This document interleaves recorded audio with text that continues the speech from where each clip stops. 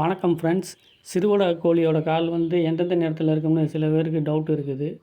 இப்போ நான் இந்த வீடியோவில் காமிக்கிறேன். அதில் வந்து பார்த்தீங்கன்னா உங்களுக்கு கிளியராக தெரியும்.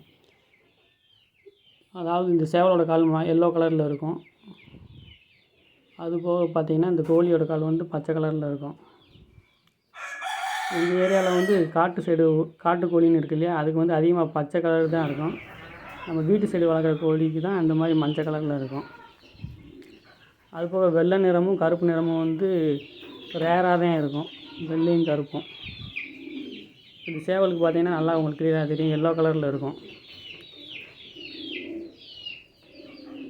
அடுத்து உங்களுக்கு வந்து பச்சை நிறம் வந்து ரேராக தான் வரும். பச்சை நிறமும் அது அந்த காட்டுக்கோழிலேருந்து கிராஸ்லேருந்து வர்றது தான் பச்சை கலரில் வரும். இப்போ அதிகமாக இருக்குது. ஆரம்ப காலத்துலலாம் பச்சை கலர் பார்க்குறது வந்து ரொம்ப அரிதாக தான் இருக்கும்.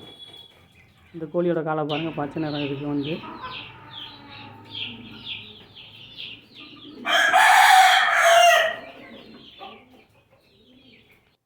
அடுத்து இந்த கோழிக்கு பார்த்திங்கன்னா கால் வந்து வெள்ளையாக இருக்கும், வெள்ளை ராசி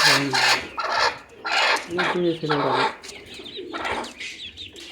அதனால் கால் நிறத்தை வச்சு நம்ம கிராஸ் ப்ரீடு அந்த கணிக்க முடியாது.